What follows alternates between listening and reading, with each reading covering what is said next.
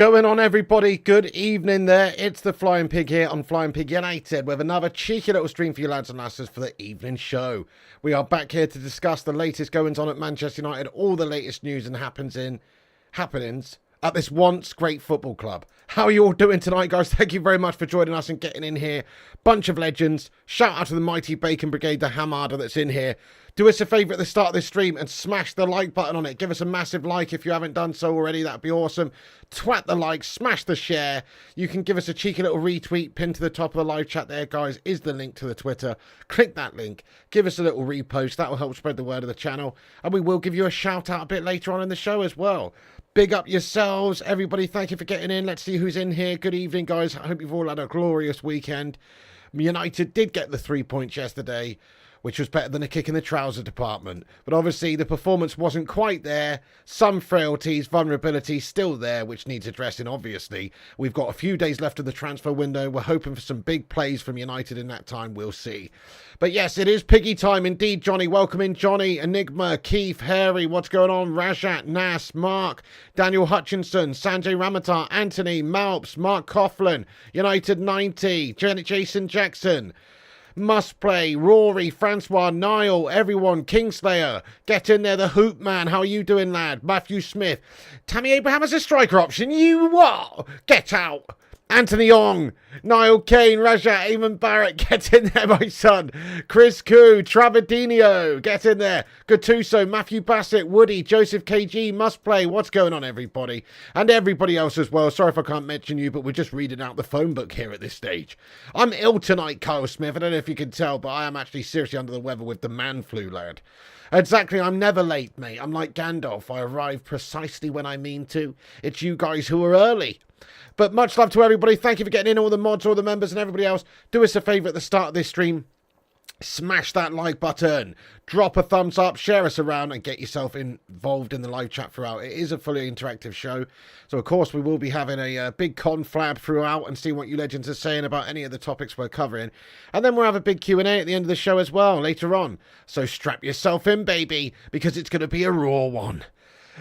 Right then, let's talk about some of the latest transfer goings on. We got some big transfer news tonight, or when I say big transfer news, I mean some transfer news. We got some news and some latest information. We've got updates on all the latest commodities in football that we're supposedly looking at, plus a couple of shark merchants potentially out of the football club.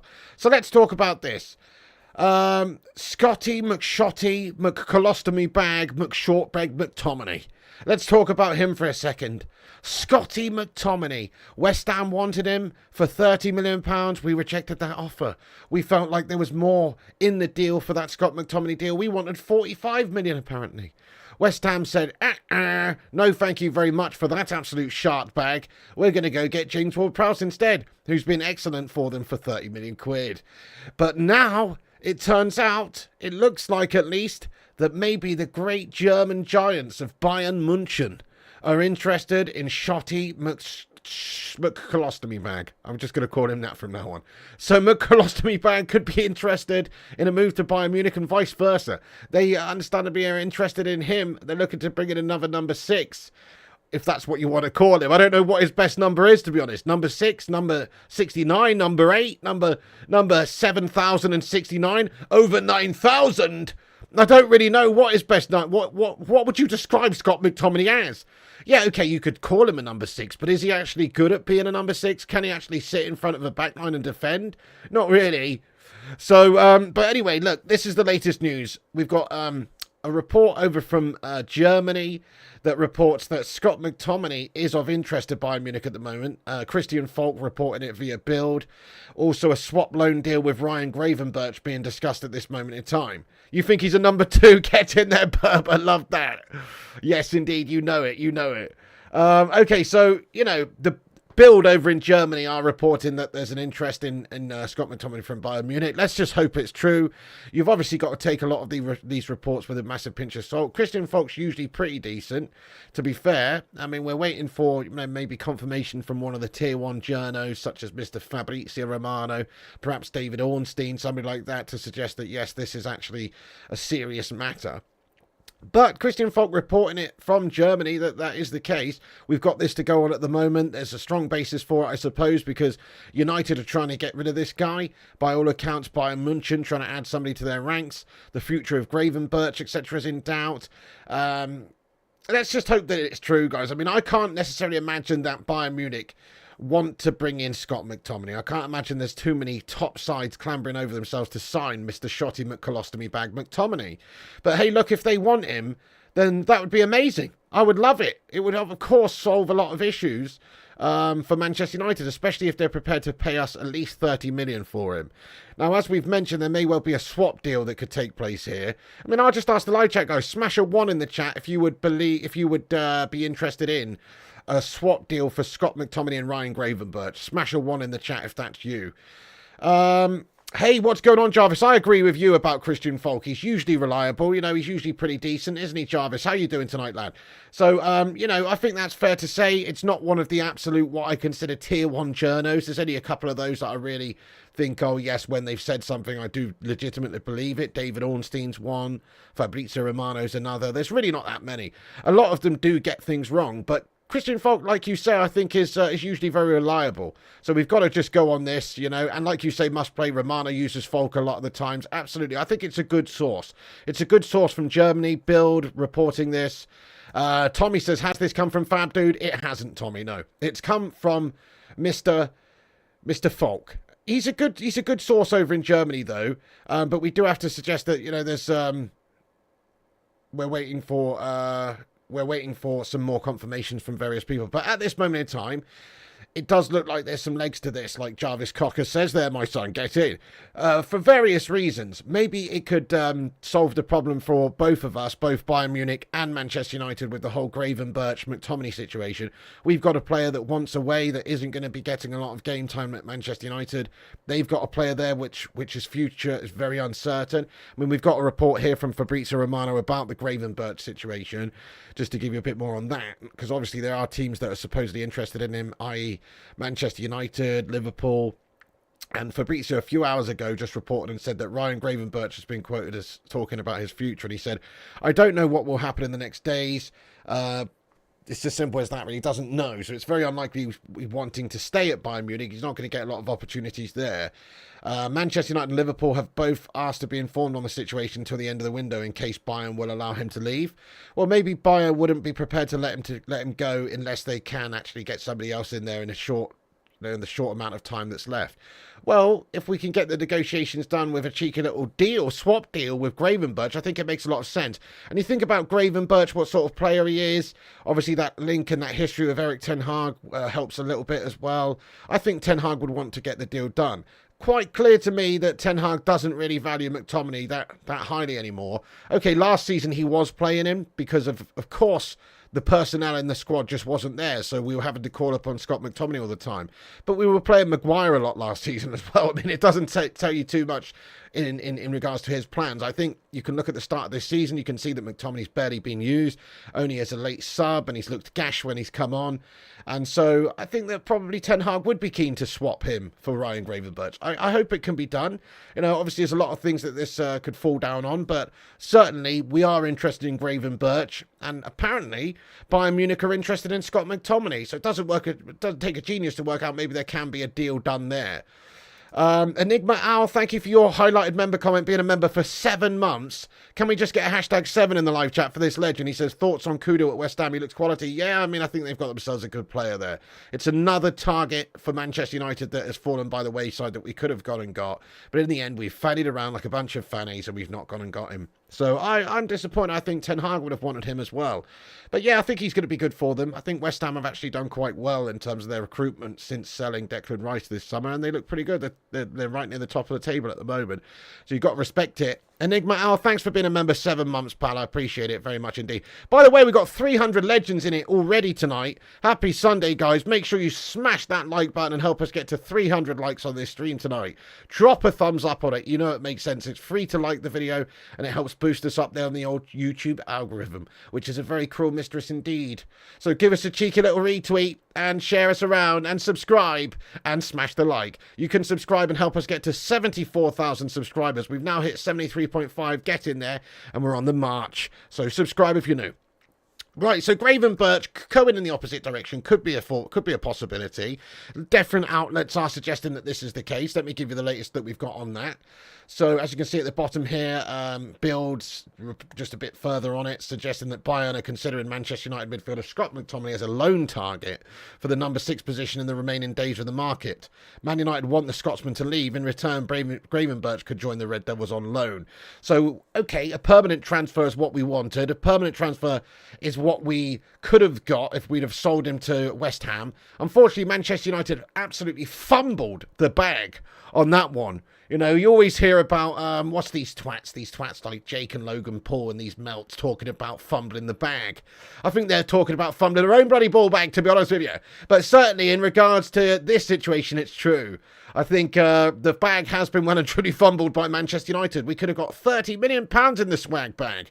And instead, we've been left attending to the ball bag. That's the problem there, which is Scott McTominay. So we absolutely, like Gungshi says here, you absolute legend, what's going on? He says, we absolutely shat the bed. We fumbled the bag, we shat the bed, we screwed the pooch, we dropped the egg, and all the other expressions that maybe would go along with that. I couldn't agree more.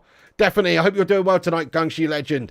Yes, so I think we definitely had a mare there, didn't we, not allowing Scott McTominay to go West Ham. That was a £30 million transfer that could have been done. And if we'd have completed that deal, we'd have probably had Sofyan Amrabat or somebody by now. So very piss-poor sort of negotiations from Manchester United, just being too greedy. We screwed the pooch on that one. That's a strange expression, isn't it? You know, that is an expression, though. I've not just made that up. Screwed the pooch, you what? When you think about that, that's a messed up expression there. But we fumbled the bag. We've easily let £30 million slip away from us. Can we do a permanent transfer with Bayern Munich? Probably not. It looks like this might be a loan deal. If it is a loan deal, it's probably just a season-long loan going in the opposite direction. Maybe there will be an option to buy. And Gravenberch perhaps coming in the opposite direction. Another season-long deal with an option to buy. It's not ideal, but I suppose it gives us both what we want at this moment. It's just a good swap that makes sense. We've got two players who aren't going to play a lot. Maybe both managers would prefer to have the counterparts there rather than the players they've currently got. So, you know, I'd be up for it, guys. All I'm saying is I think Gravenberch would be a decent acquisition to the squad, only if we get Sofyan Amrabat as well. But I think our midfield looks a heck of a lot better if we get rid of Scott McTominay, bring in Gravenberch, and then go and get Sofyan Amrabat as well. It gives us a couple of different types of midfielders, gives us a bit of depth, gives us the ability to cover some injury issues and rotate the side as and when we need to. So I'd be all for it, guys. Smash a 1 in the chat if you're bang up for that, guys. If you'd be happy with seeing Manchester United acquire Mr. Gravenberch as McTominay leaves and potentially bring in Sofyan Amrabat before the end of the transfer window. How would you like that? Let us know. But for me, that's it would look a lot better than it currently does. We've got big issues in that midfield. The key man, of course, is Sofyan Amrabat, guys. That's the key man right now. So let's talk about Sofyan Amrabat for a minute, because this is to do with this whole, midfield situation, the McTominay situation. Perhaps if we sold McTominay, we could be able to sign Sofyan Amrabat. But one thing that's very apparent is that Man United have managed to generate some cash. So let's talk about this. So, obviously, earlier on today, confirmations of the here we go from Fabrizio in regards to Dean Henderson leaving the football club. Hallelujah, my son! Get in there! Hendo the mole is gone, guys! Come on! Mole. He's finally gone! Come on! Oh, my goodness me! Oh, yes! Finally, we've managed to get rid of this melter. So, Fabrizio reporting that Henderson to Crystal Palace, here we go. Agreement in place and medical to be completed today. Permanent move from Manchester United to Crystal Palace. United are going to receive £20 million package. We reported this yesterday, of course. Add-ons included. Sell-on clause will be also part of the deal. So as we mentioned, it's expected that it's £15 million up front with £5 million in add-ons. That's a sexy amount of money to receive for the mole, Dean Henderson, who's a complete shatter of a player for us. Never plays, just a backup, 130 grand a week. 20 million? It's a steal, it's a deal, it's the sale of the friggin' century. Honestly, I think that's good money that we've received from that. all things considered, the fact that he is just a backup that's never going to play. Exactly, Stoic Savage. Baby, we did it! We got rid of the guy. 20 million quid, 20 million smackaroos. I'm happy with that, guys. I think that's a good sale. So that's money that we can then go and reinvest. We've already sold Fred. We got rid of Kovar as well. That's enough money to go and sign Sofian Amrabat now. Stop fanning around. Yes, we will go and sign another backup goalkeeper. It looks like Bayern is potentially imminent still. And, we are going to get a cheap goalie, I think, coming in before the end of the window. But there's still going to be a hefty chunk of change left to go and buy Mr. Sofian Amrabat. We better get that chunk of change together pretty quickly, because at this moment there are teams that are very much interested in Sofian Amrabat and sniffing around him. Let's take a look. So we've heard about Liverpool previously, but now there's new links. Let's have a look at this report down below that suggests that Napoli are now interested in Mr. Sofian Amrabat. So this is from Corriere over in Italia, which says that Napoli want Sofian Amrabat and are trying to sign him at this moment. We can't rest on our laurels here and just wait around. There's only a few days left of this transfer market being open. We've got to pull the trigger now on Sofian Amrabat, really. It seems there's other teams that are interested. Also, Galatasaray over in Turkey have that interest in Sofian Amrabat as well. So here's another source reporting that Galatasaray are trying to sign Sofian Amrabat at this moment in time and are holding talks about a deal. And if Amrabat doesn't go to Manchester United, he may join Galatasaray despite the high transfer fee. So the longer we wait, if we let this deal pass us by, I'm going to be very disappointed, because he's exactly what we need. Let's ask the chat, though. Smash a 1 in the chat if you do think that Man United will sign Sofian Amrabat in the next few days. I'm staying optimistic. I think we will, because we've been linked with him for weeks. We've heard from very good sources that we've been on this guy for a long time now, since June basically, and he is a priority for Ten Hag. It was just about raising the capital and getting some money together to be able to justify it, and maybe moving on 1 or 2 midfielders as well. Well, we sold Fred. McTominay's got this link to Bayern now. He might be going somewhere, which does mean that we should be able to have the space in the midfield to bring in new personnel and the money from selling Henderson, Fred and Kovar to be able to pay for the guy. That's what we're hoping for. Hey, we got a super chat here from Zayn Miyasi. What's going on there, Zayno? Zayn Miyasi getting in here. Hello to you, bro. He comments, Arteta has been replaced by someone else like Tom Cruise did in Mission Impossible films to stop us winning the league as he keeps playing Havertz.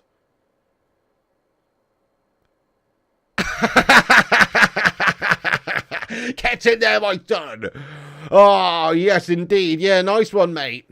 Mission implausible. Arsenal winning the Premier League. You know what I'm saying? To be fair, that makes sense to your Mission Impossible, because you're definitely not going to win the league, are you, mate? It's impossible for that shark merchant Sharteta to win you the title at Arsenholland's land. That actually makes sense that you would select that film to discuss Arteta's role at the moment. Yeah, good shout there, mate. Either that or Titanic, seeing as you're such a James Cameron lover, because Arsenal are a bunch of tits and they're going to hit the iceberg and sink, mate. Simple as. Arteta, well, give him a break, mate. It's early days, lad. It's early days. Give him a chance. To be fair, though, you do realise he spent £65 million on Kai Havertz. He was always going to play him, mate. He was always going to play him. But let's all laugh at Zayn Miyasi's Arsenhollands. They did drop some points. To be fair, we've still only got 6 points this season. We've got these scumbags coming up on the 3rd of September. I'd like to be feeling more confident about that game. We'll have to see. We haven't looked too good in the first few games. I always think when it's a United Arsenal game, though, the form kind of goes out the window. We should be able to drub them up, because let's face it, Arsenal are bottle banks. Thanks for that one, Zane. I appreciate you. So, as I've mentioned, let's get back on track here. There's interest from various different teams in Sofian Amrabat. Manchester United, of course, Liverpool, Napoli, Galatasaray. The list goes on. You know why? Because he's a classy frigging player. And we should be trying to add him to our ranks, particularly to help out Mr. Casemiro, who struggled a little bit at the start of this season. He's not quite got the legs. He needs some help there. We leave him exposed a lot in the games. I don't like the plan going forward, if that is to be the plan of a number 6 like Cassie with 2 8s like Bruno and Mount in front. It doesn't really work. It doesn't give us that solidity. So Sofian Amrabat would be brilliant to come in and play alongside Cassie, and just gives us more options in that midfield for different games. Sometimes the 2 number 8s essentially will work if we're expecting to dominate opposition sides, but a lot of the time we need a bit more solidity, rigidity in that middle of the park. So Sofian Amrabat definitely is somebody that needs to be brought in. Thank you, Stoic Savage. He says, twat the like button, piglets. Thank you. Yes, hit the likes, guys, if you're just joining us, and smash the subscribe button if you're new. We cover all the latest United news here daily. Right, let's move on to the Fiorentina side of things. So Fiorentina are reportedly expecting a bid very soon from Manchester United for Sofyan Amrabat, because this has been raging on for weeks, if not months now. And Fab says that Fiorentina are expecting Man United to make a move soon for Sofyan Amrabat.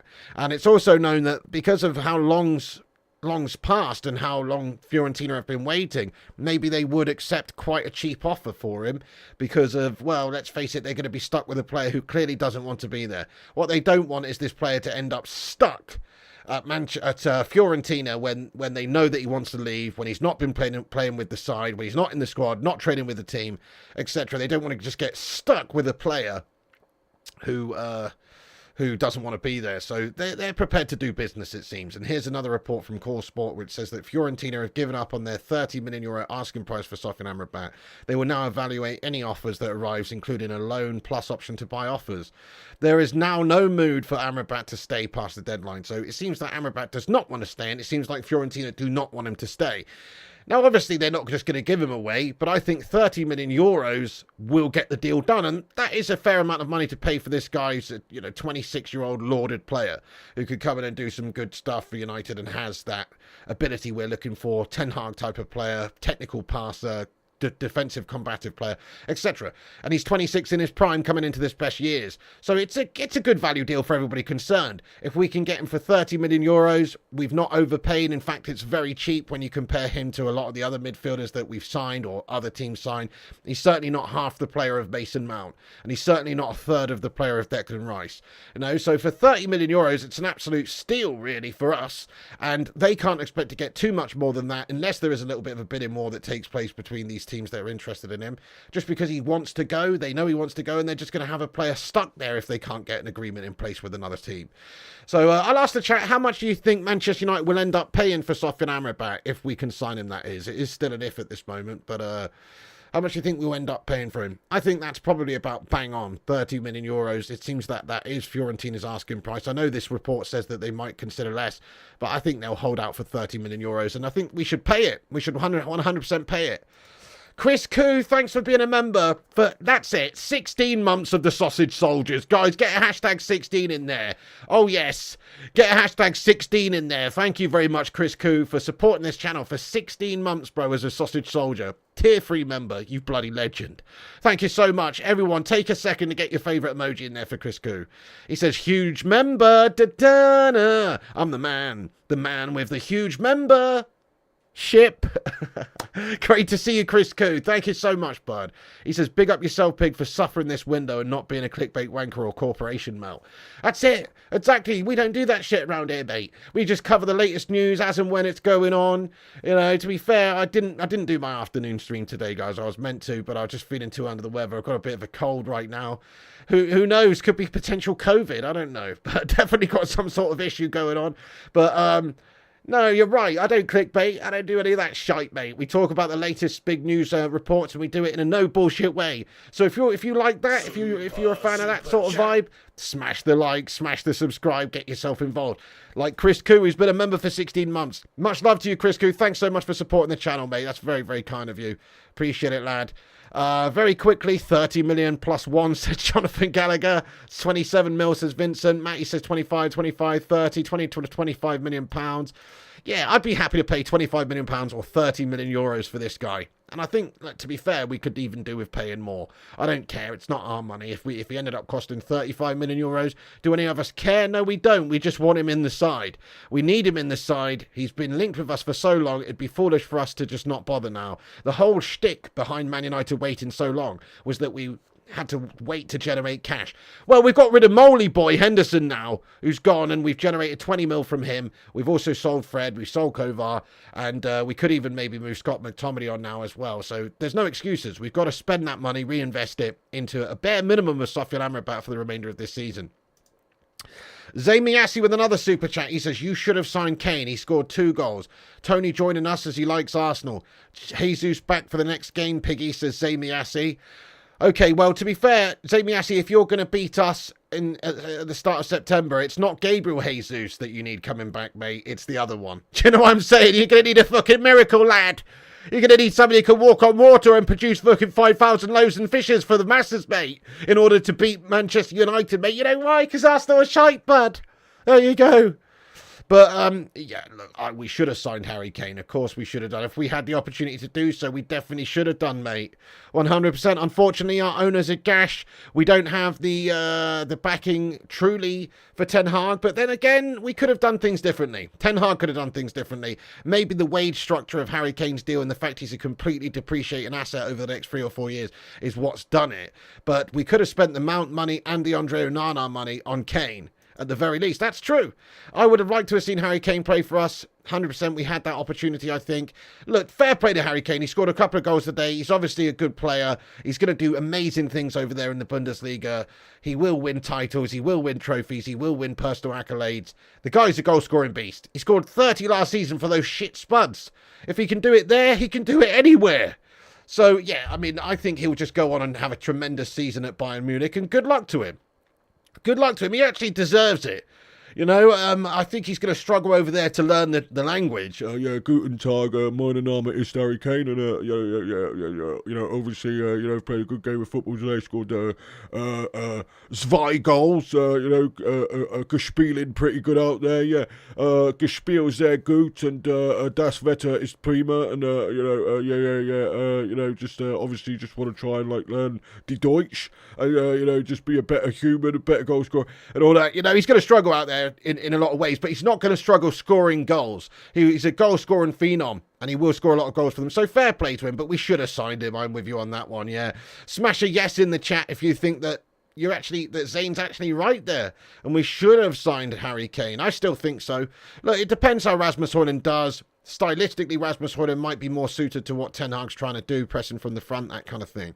And he's only 20, and he's going to obviously take years to get to his very peak and his best. But look, obviously, Harry Kane would have been the daddy, wouldn't he, for a while? For a few years, he would have been brilliant.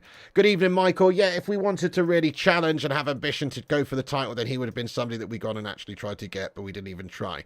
We got a new member of the channel, guys. Muhammad Ali. Get in there, my son. Come on. Floats like a butterfly, stings like a bee. Watch out in the chat. It's Muhammad Ali, guys. Go on there. Come on. I'm so fast that I switched the light switch off last night and was in bed before the room was dark. Get in there, my son. Muhammad Ali, you fucking legend. What is happening with you, bro? Thank you very much. Obviously spelled differently. It's not spelled the same. But big up, Muhammad Ali. Thank you very much for becoming a member of the channel, mate. I appreciate that so much. Yeah, man. That's right.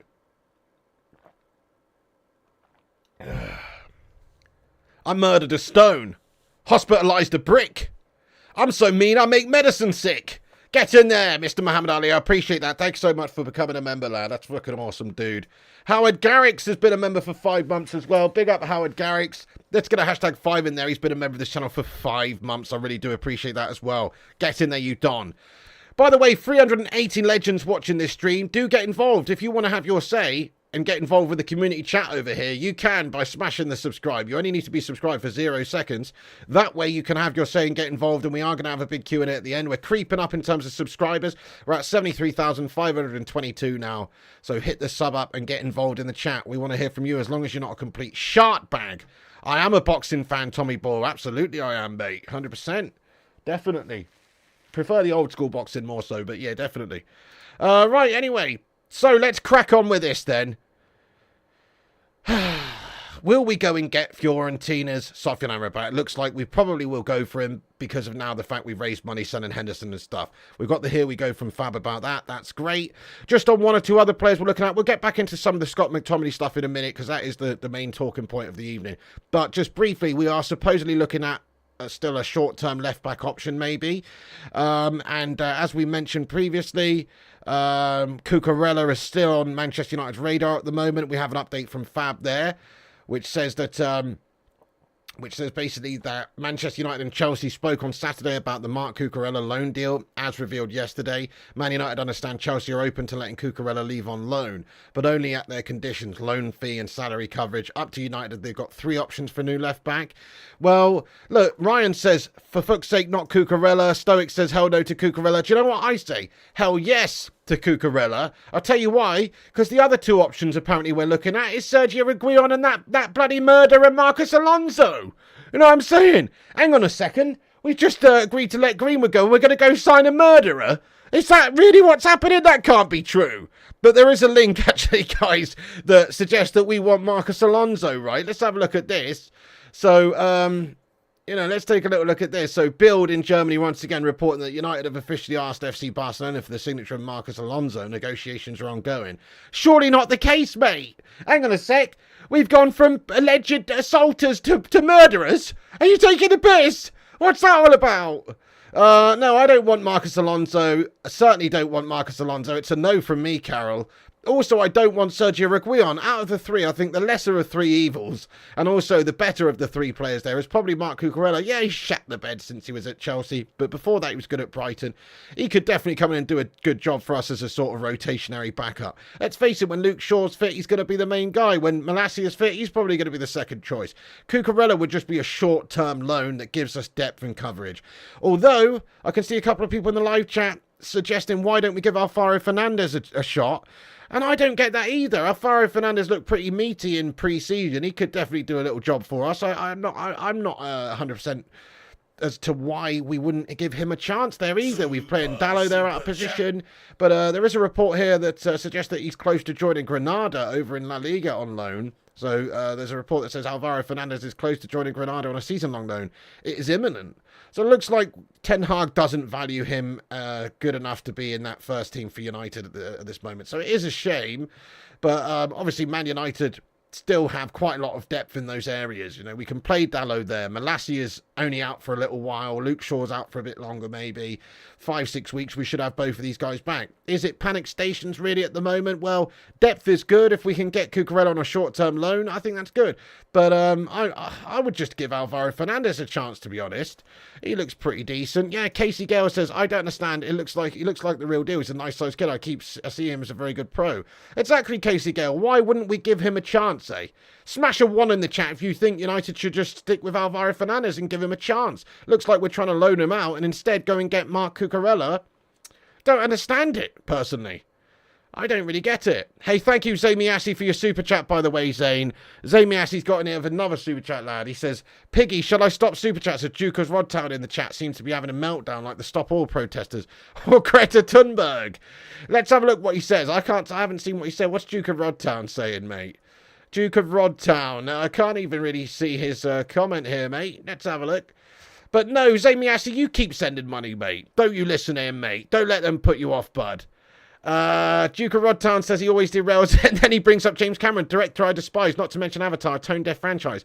Duke of Rodtown, I mean, look, you need to lighten up a little bit, mate. To be fair, this is an interactive channel. Zamiassi provides what I would consider a little bit of light-hearted jest, mate. You know what I mean? He's not coming in here and talking about, I don't know, like people being stabbed in the eye or anything. He's talking about just occasional bits of banter, which, in my opinion, are light-hearted and fun. Not to mention, he bangs £9.99 behind most of his bullshit, lad. You know what I mean? So he's supporting the channel, and I'm going to stand up for Zamiassi, not only because he's literally giving me money, but also because he seems like an entertaining, nice enough fellow, mate. And everybody is allowed their say on this channel as long as they're not complete wankers. And so I would say he's well within his rights to have his say, and plus he gives me a tenner each time. Get in there, cash back. You know what I'm saying? Don't you listen to it, Zane, mate. You just keep sending those 9.99s, bud.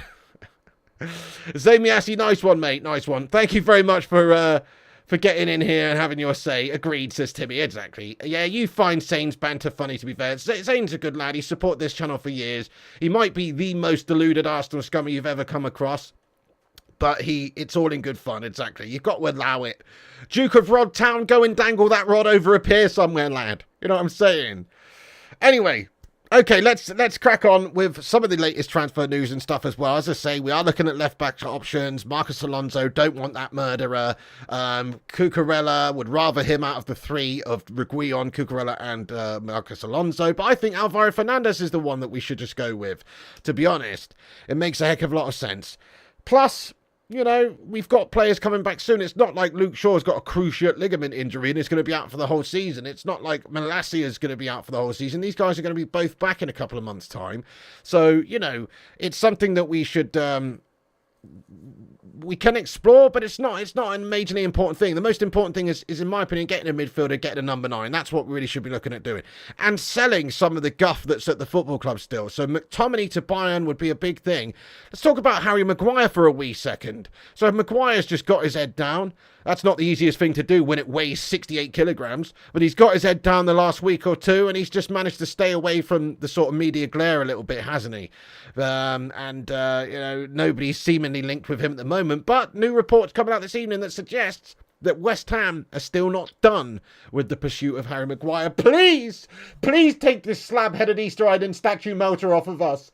Please make it happen, because look, he's just sticking his big oar in here all the time, not doing anything now. He's rubbish. He's a goal-prone melter, an own goal-prone melter, and he's on 200 grand a week, and we don't need him. Sky Sports News suggesting that West Ham are considering whether to go back in for Harry Maguire. They're exploring a loan deal. Well, a loan deal is better than nothing. If a loan deal is the only thing that's on the table now because of Slabo's truculence and his inability to decide to go and is unwilling to go, then I suppose that might be better than nothing. I mean, I don't understand why necessarily it would be a loan deal now from West Ham's point of view. Surely the problem in this transfer has always been Harry Maguire's desire to leave. So that's what's the hold-up here. That's why we couldn't agree a deal with West Ham for 30 million previously, is because Slabby Maguire didn't want to go anywhere because he's a big slug-headed melt. That's the truth. And otherwise he would be a West Ham player now. He needs to man up, realise he's never going to play for Ten Hag United again, realise he's just stinking up the place now, and we need to try and move him on, obviously, and he needs to go somewhere to get regular football. Let's hope that Ten Hag's had a brutal conversation with him and just said, you are surplus, you're not part of my plans, mate, time to find yourself a new club. If he has had that conversation, maybe Harry Maguire is in the realisation now, the last few days of the window, that he cannot go anywhere else beyond the 1st of September, and he'll be stuck at United. Yes, he'll be getting paid 200,000 big ones a week, but fundamentally, that will not... that, in my opinion, will not, be enough for him. Surely he needs to be playing regularly. Surely he's got to be trying to get into Southgate's England setup for next year's European Championships. If he's prepared to do that, go somewhere and play, West Ham's a really decent club for him. It's a perfect club for him in a lot of ways. They're actually having a good start to the season as well. I'm glad that West Ham have started the season well, because it maybe increases the likeliness just a little bit that Maguire might want to go over there. They're playing Europa League football. They're obviously near the top of the Premier League right now, and Moisey's doing good things. They've signed some good players. They're playing good stuff. It's a good place to go and play football if you're Harry Maguire. Just pack up your bag there, Mr. Slabo, and do one. The time has come. So we're still holding out some hope that maybe that deal can be reached between the two sides. Well, it's not actually reached between the two sides. The deal was reached between the two sides. What I mean is the two sides, i.e. Harry Maguire's camp and Harry Maguire, and of course West Ham. They need to reach some sort of agreement, i.e. Harry Maguire needs to decide to go and actually play football rather than just sit around at United and do nothing. So we'll find the fabric. We'll find out the fabric and the nature of Slabby Maguire here. Whether or not he's a complete money-grabbing bastard or whether he's an actual baller. We'll see. Take the football ability aside. He's crap and we don't want to play him and we just want him to go. But if he goes, then he will at least salvage a little modicum of respect from the fan base, because he's not lingered around like a Phil Jones 2.0 melter doing nothing and taking that paycheck. And if he wants to play, then respect to him. He can go and play for a good Premier League standard side like West Ham. Or we'll find out whether he's just a money-grabbing shithouse or a player that's, obviously somebody that wants to play football. Respect to him if he goes. Mad no respect to him if he doesn't. Let's everyone slag off the mags if he stays. Simple as that. That's it, because it's a disgrace if he stays. He's literally hindering this side. He's getting paid a huge amount of money to do it. And he's not putting anything into the team, and he hasn't done since he's been here, but that's not his fault. He was bought, he was getting selected, he was the captain, all the rest of it. But now he's not going to be selected. He knows that, it seems. He's just a backup to the backups, and if he stays, it's his fault. Now it's all his fault. You can criticise him previously. You know me, I've slagged off Harry Maguire for his footballing ability many, many times. But now it would be beyond that. If he stays and he decides not to go because there was a good offer on the table from West Ham, they're apparently still interested in him as well. And if there's an option for him to go somewhere, he should take that option, rather than fester away at Manchester United and be a complete true lingerer. It would make sense for him to go and play football, ply your trade as a professional. There's only a finite amount of time left for Harry Maguire at 30 years of age as well to do that. Why would he want to sit around at United getting paid? It's stupid, especially when United can actually pay him a large remainder of his contract to go and play for West Ham. There was some discrepancy, so one of the reasons why it fell down and perhaps why Maguire didn't want to go to West Ham wasn't just because he's got a massive ego and a massive skull and thinks that he's too big and too good for West Ham, which he's not. It wasn't just because of that, but also because he wanted that cheddar. He wanted that money, guys. He wanted a big, fat, juicy payday. And apparently we offered him £6 million, and he said, nah, you know what? I want 12. Pay me. Fuck you, pay me. That's what he was saying, apparently. And, well, not that exactly. I'm ad-libbing. But apparently he was wanting a lot more money than what Manchester United were prepared to pay to essentially give him that cheeky golden handshake and send him on his way. So they'd have to reach an agreement there. Look, £6 million is a good bit of money, obviously, for him to receive to go.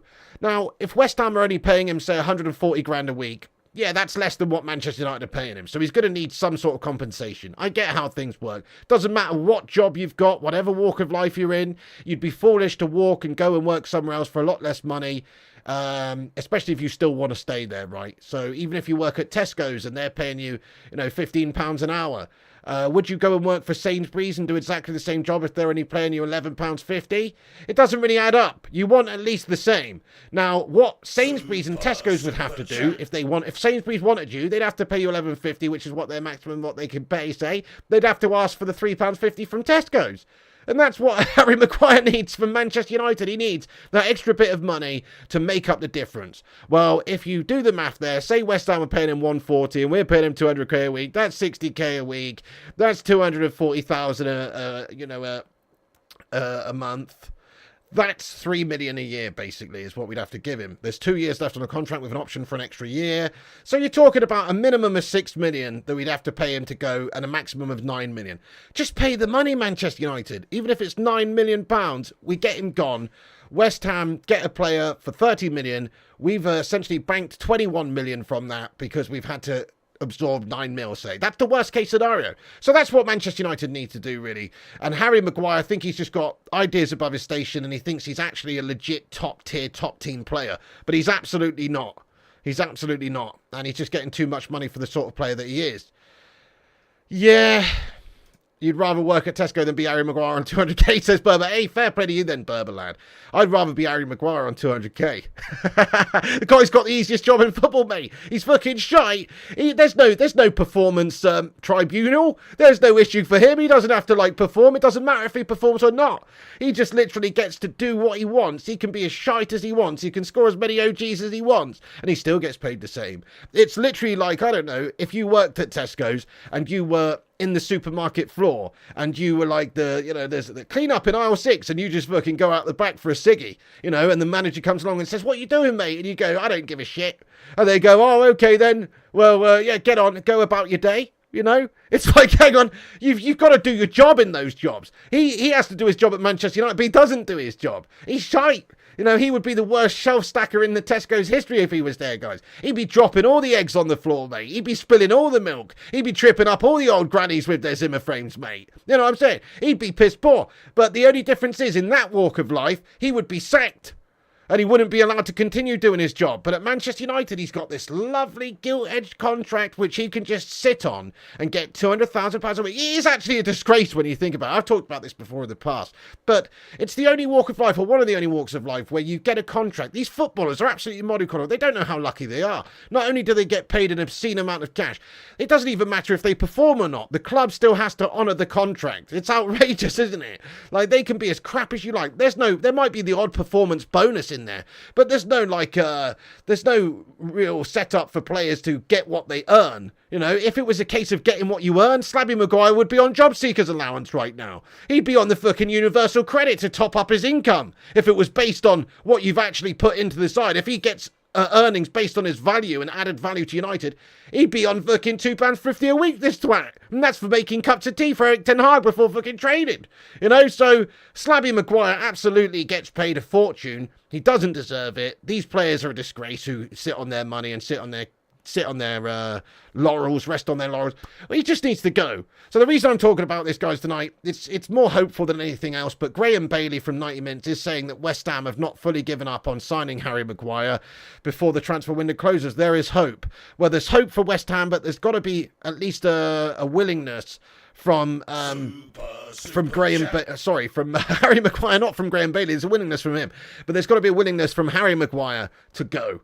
And let's just hope Ten Hag's been very clear with his stance with Harry Maguire and said to him, hey, look, Slabo, you've got to go. We don't want you here. You're going to have to ply your trade somewhere else if you want regular football. And if you want to get into the England setup, you better pack your bags and go, son.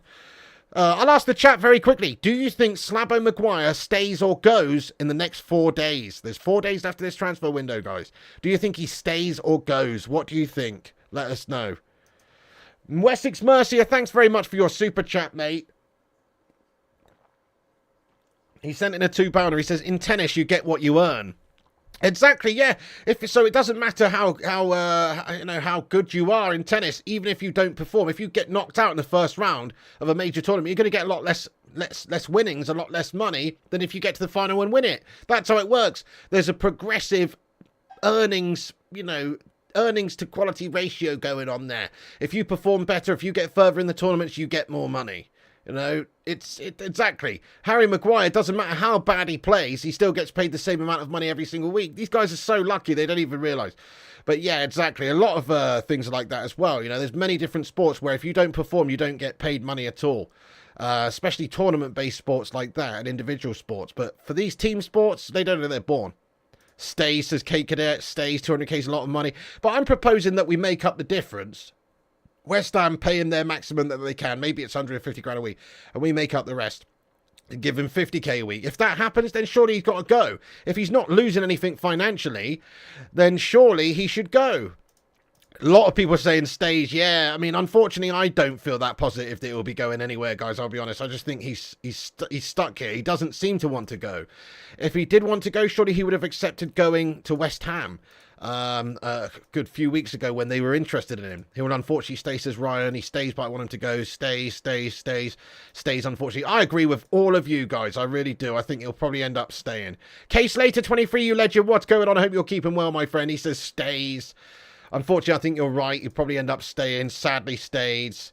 Hey, thank you very much for getting in here, First Class Gamer, with your highlighted member comment. Guys, get a cheeky little 36 in the live chat. He's been a member for 3 years, this guy. Dude, that's a big old juicy milestone there from First Class Gamer. Thank you for all the support over the years, my friend. What a legend. Mr. First Class Gamer, a.k.a. the Cinnamon, has been a member for literally 36 months. Oh, I missed the Scouser's bloody comment here. Get out, mate. Darwin Punez. Piss off, lad. I took him out of my fantasy football team before that game as well. Stitch, that guy's a wanker. Anyway, yeah, you're lucky. You're very lucky. Hey, thank you. 36 in the live chat, please, everybody, for Mr. Cinnamon, a.k.a. First Class Gamer. He said, if you had the choice to get rid of Maguire or the Glazers tomorrow, which would you choose? I mean, obviously the Glazers, mate. As much as I think Maguire's an absolute shark bag, we don't have to play Maguire. He's going to be a backup. We can crack on and carry on with Maguire sat in the bloody changing room making cups of tea for everyone, cutting up the half-time oranges. He doesn't have to play first. He doesn't have to be shite. So I would definitely get the Glazers out. 100% it's easy. What an easy decision, to be fair. Hashtag Glazers out. I said hashtag Glazers out. Get those Glazers out emojis in there. That's what they're there for. Thank you, First Class Gamer, genuinely, for being a member for 3 years, bro. That is legit. Super legit. Really do appreciate that. And Glazers out, guys. Yes, 100%. That would be the best scenario out of everybody. Guys, we're creeping up with the old subscribers. Keep hitting the subscribe button if you're new to the channel. 383 legends in here tonight. Wowzers, that's a lot of legends. Welcome in, everybody. Stick around for the Q&A. We're going to have that in a few minutes' time. And also, you know, have your say in the chat. Subscribe if you're new. That way you'll be able to chat and get your thoughts and opinions in. Smash the subscribe. Help us get to 74,000 subscribers. And drop a thumbs up on this video. How many likes have we got? Let's see if we can get 380 likes on this stream tonight. Drop a thumbs up. Let's have a little like spike near the end of the show here. Also, give us a retweet on Twitter. I will shout out everyone who gives us a Twitter. This live retweets thing's not working. It's supposed to be scrolling up, but it's not working. We're working on that. Okay, so I'm going to do a cheeky little rundown of basically what we've discussed in this video now.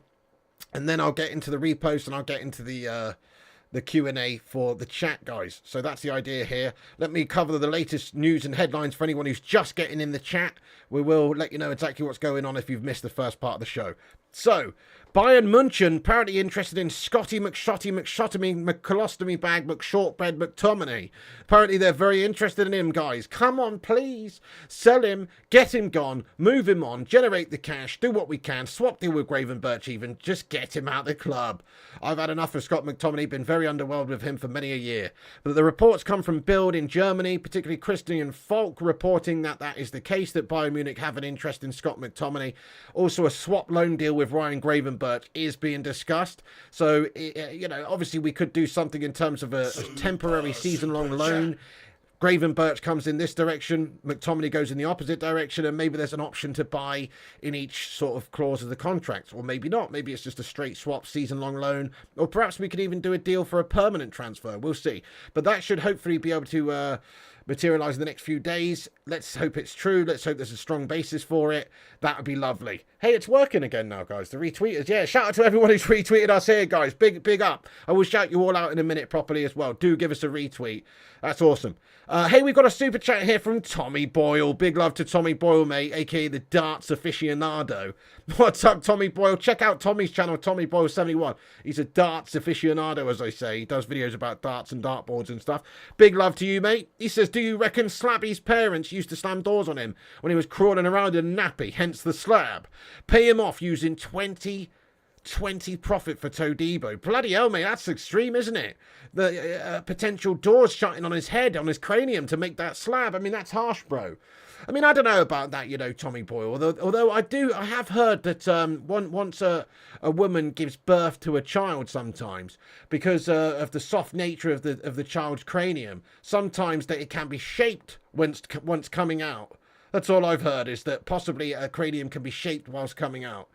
In which case, I'm not making any assumptions, but I'm just saying, Mrs. Maguire, well, have you ever heard the expression hot dog in a wind tunnel? You know what I'm saying? Oh, goodness me. How did I get onto that? Bloody hell. Anyway, sorry, guys. Sorry, guys.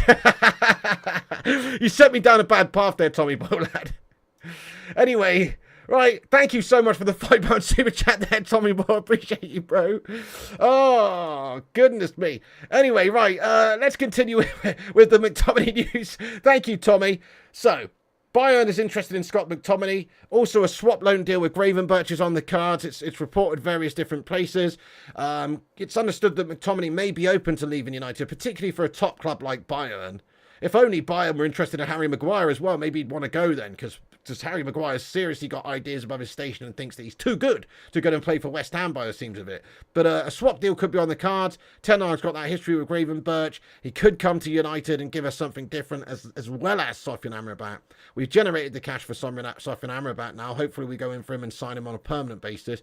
But a loan deal for Gravenberch would be good. If we ended this window with a loan Gravenberch and a permanent transfer of Sofyan Amrabat, the midfield would be looking a heck of a lot better. So that would be good stuff. And if we can move Scott McTominay on in some capacity, either a loan or a permanent deal, or a loan with an option to buy, then I'm all for it, guys. It would be a good piece of business for United. So that is the big story of the night. McTominay to Bayern is a potential go. It does depend, obviously, on a lot of factors, but apparently Bayern Munich do have that vested interest in him. Gravenberch has just talked about his future and kept his cards reasonably close to his chest and just said that, I don't know what will happen in the next days.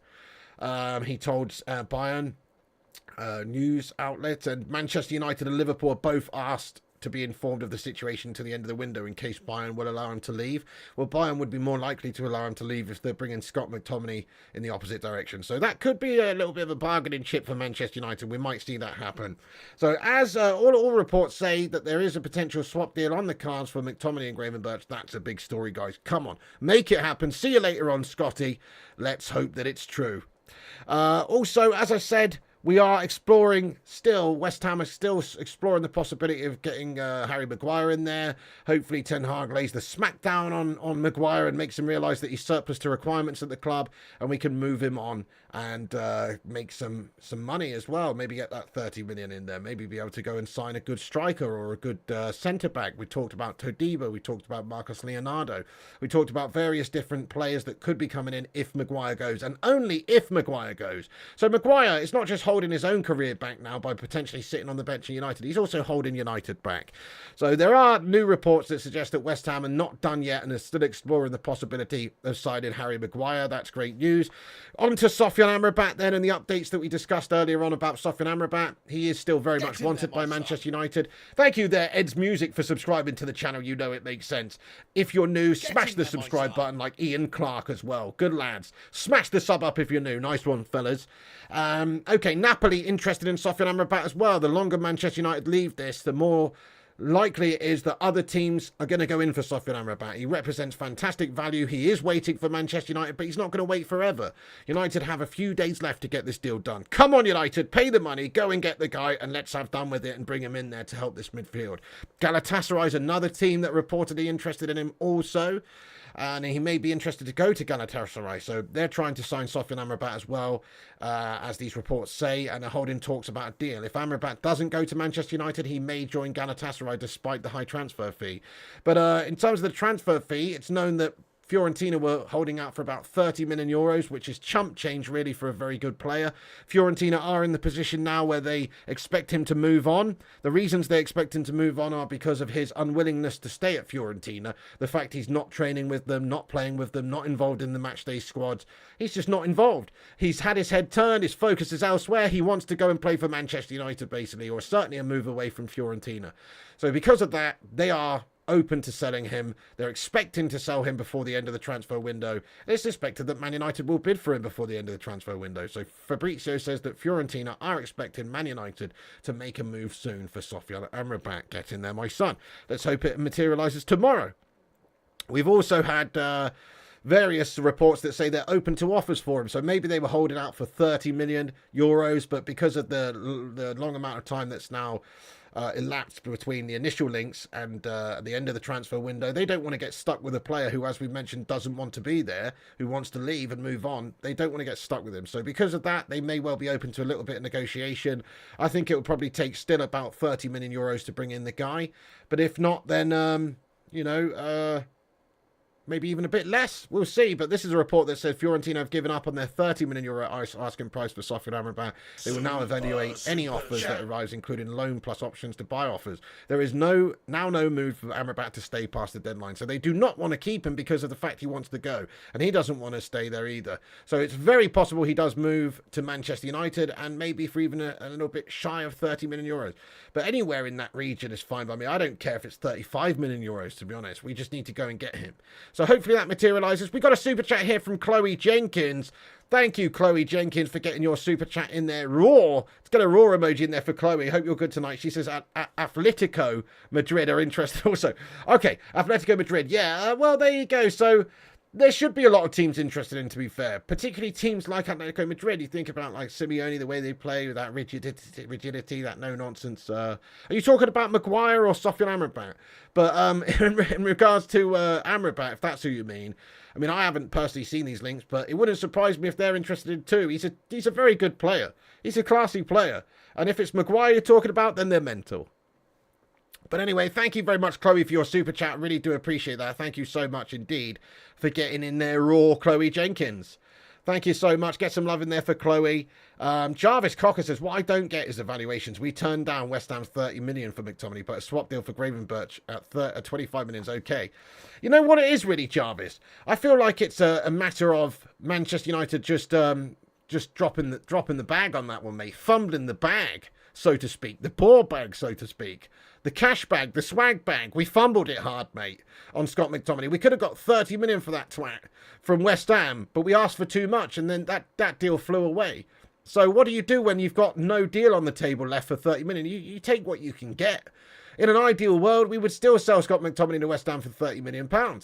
But I think, unfortunately, that ship has sailed. So now it's like, okay, well, what do you do? It's like you've got to try and get rid of the guy. We just basically priced ourselves out of that move. We could have got 30. That was a fantastic offer from West Ham. We were too greedy. And now we're going to struggle to get that from anywhere else. So I think that's what's happened there, really, Jarvis. It's just the fact that, we haven't been able to get the money for him. Yeah, I think a swap with Gravenberch makes a lot of sense in a lot of ways, though. Okay.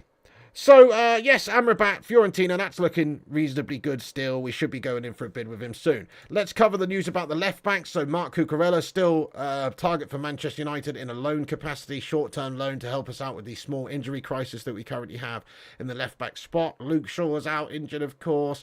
We've also got Malacia out injured. I don't know why we don't give the option or the opportunity, I should say, to Alvaro Fernandez to come in at left back and take that spot for a little while. Just develop him, see how he does. At least give him a chance. We've still got Dalot there as well to help rotate and everything, but I'd give the chance to Alvaro Fernandez. But it looks like maybe we're trying to move Alvaro Fernandez on for a season-long loan. Perhaps Ten Hag doesn't think he's ready yet. Clearly he doesn't, because he didn't play him the other day. He went for Dalot.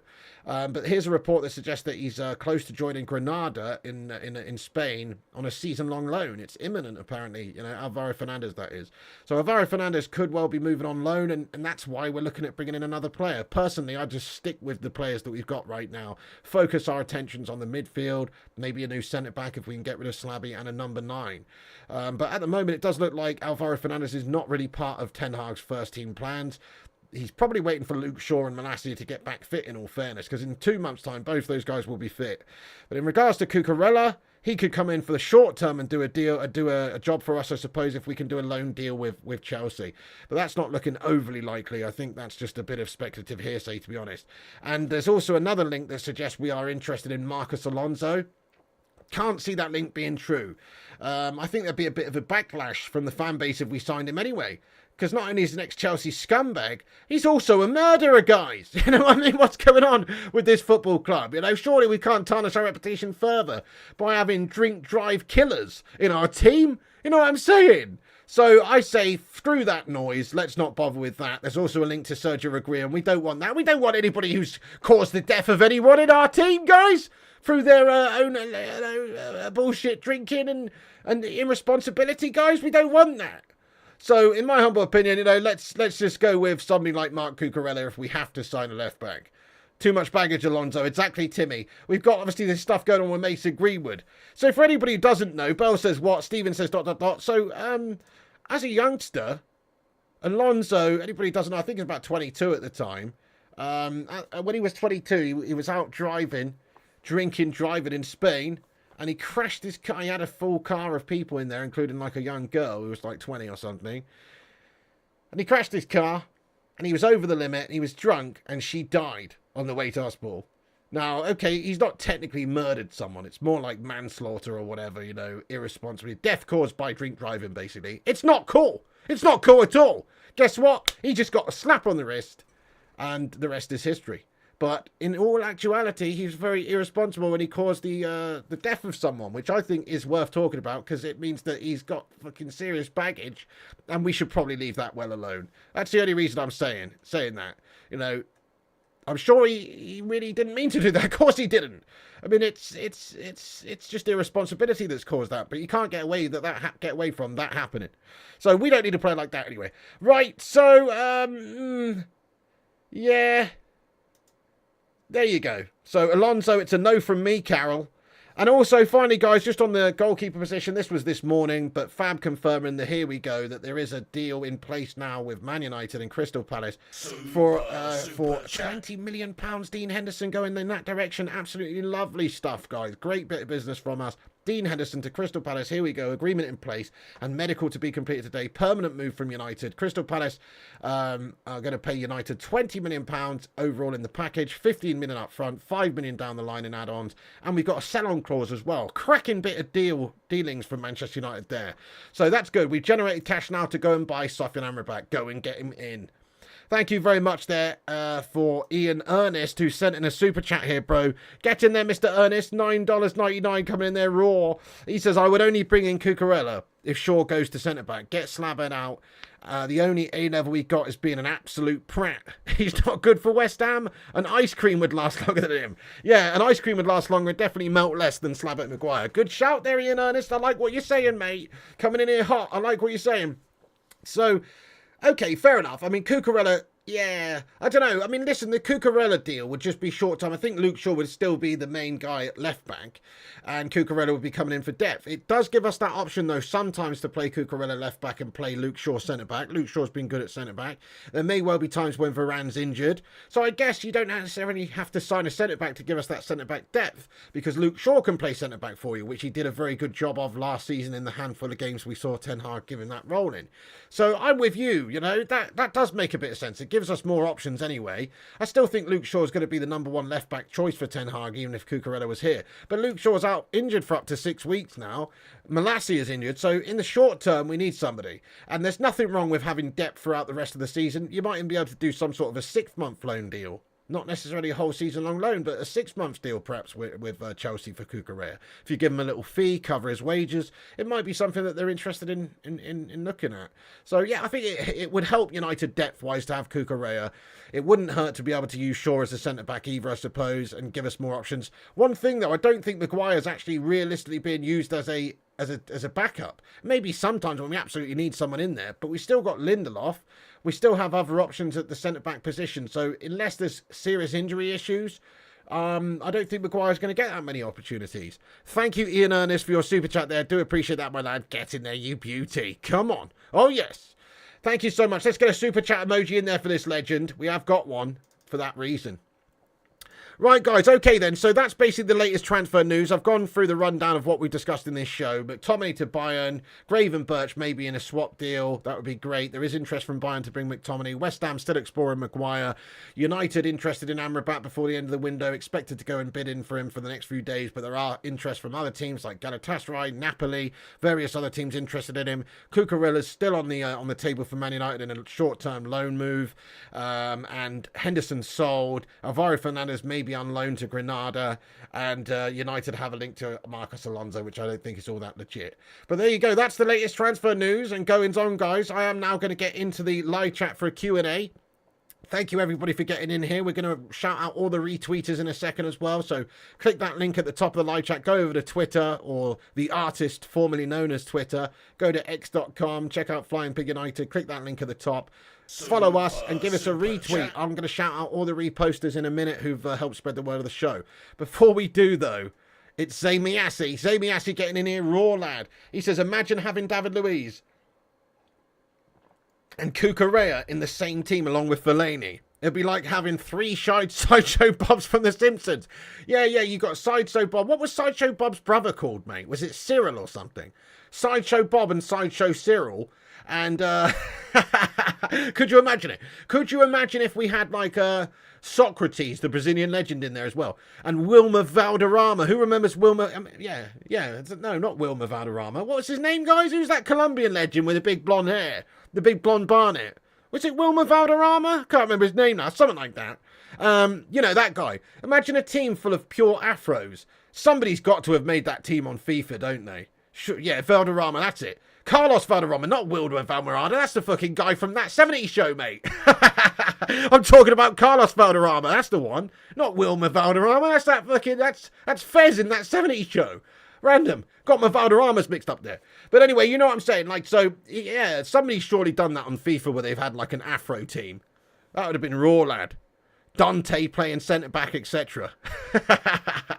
That would have been good. Wilmer's from Scooby-Doo. Raggy? Who be next?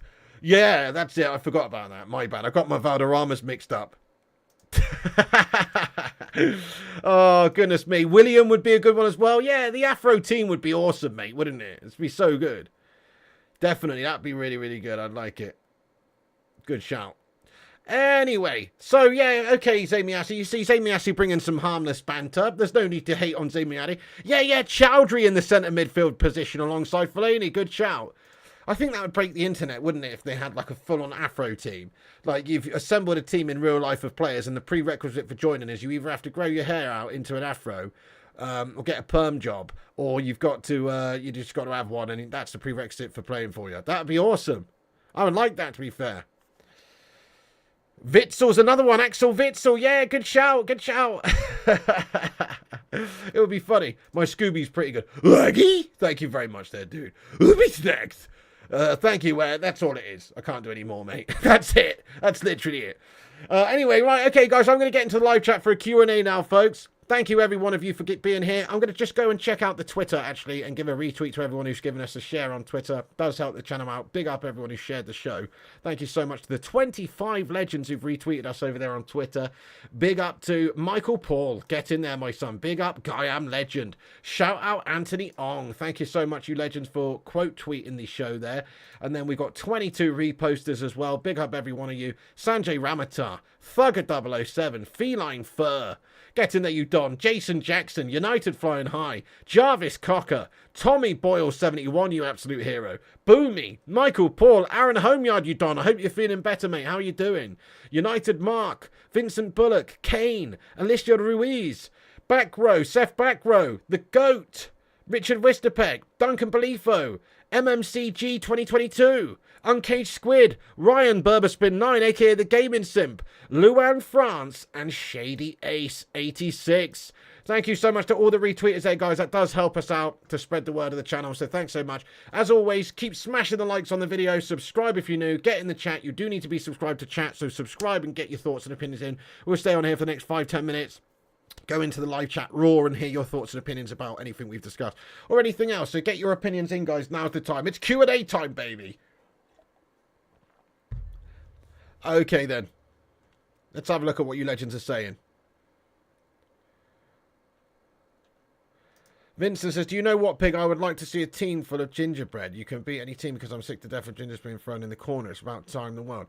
Wait a second, Vincent. You'd like to see a team full of gingerbread? Get out of my live chat, you pervert! I think that's a typo. I'm hoping that's a typo. I hope you mean tin full of gingerbread, mate. You fucking what? Case says, what other stream do you not only get United news, but also Scooby-Doo full impressions? You're welcome. There's not that many out there, is there? You're absolutely right. There's not that many out there, mate. Chris Barker, that's so harsh, mate. Don't say stuff like that to people in the live chat. You know, don't speak for everybody. There's bound to be a few absolutely clueless melters in it, mate. Don't tar everyone with the same brush, Chris Barker. Certainly, don't be mean. I'm actually gonna have to time you out there, Chris Barker, mate. We're a fun-loving community here, man. You know what I'm saying? Don't be calling people cucks to the live chat, mate. I'm not gonna time you out. I'm just gonna remove that comment, mate. And then I'm gonna tell you, please be nice. Don't be horrible to people in the live chat, mate. Even if he's a complete you know, what's the word? Antagonist. Just let him have his say, mate. Everybody's allowed their say. That's what makes this community beautiful, you know? So, yes, please do control yourselves there, peeps. Control yourselves. Everybody's got an opinion. Everybody's entitled to that opinion, you know? Just because you've got an opinion doesn't mean that's the right opinion. That's what I always say to people. Everybody's got an opinion in this game of football. You know what I mean? Even if he literally has a laminated poster of Mason Greenwood on his bedside table, he's allowed to have his opinion and say what he wants. That's the way I look at it. As long as he says it in a respectful way, which he does, I'm all for it. Jonathan says, Pig, I believe Ten Hag should bring through more youth, says Jonathan Gallagher. Yeah, I'm with you there, pal. Absolutely, completely agree with you, boss. I completely agree with what you're saying, Jonathan. He needs to give Garnacho, Palistri more game time as well, and then blood the youngsters like Alvaro Fernandez. Perfect opportunity to blood him at the moment due to the injuries. Why not give him a chance? Bell says we got 220 likes. Fantastic. Thanks, everyone. Let's see if we can get 250 before the end of the stream. Vincent says, I'm on about ginger hair people. But yeah, why are you on about ginger hair people, Vincent Bullock, mate? Calm down. You've obviously got some sort of fetish going on there, mate. You know what I'm saying? He wants us to re-sign Paul Scholes for that very reason. Calm yourself down, Vincent Bullock. There's no need to differentiate hair colours, mate. Do you know what I mean? Don't be hairist, brud. Mark still saying Kane's washed up. Kane's most definitely not washed up. The guy's an absolute beast. Mark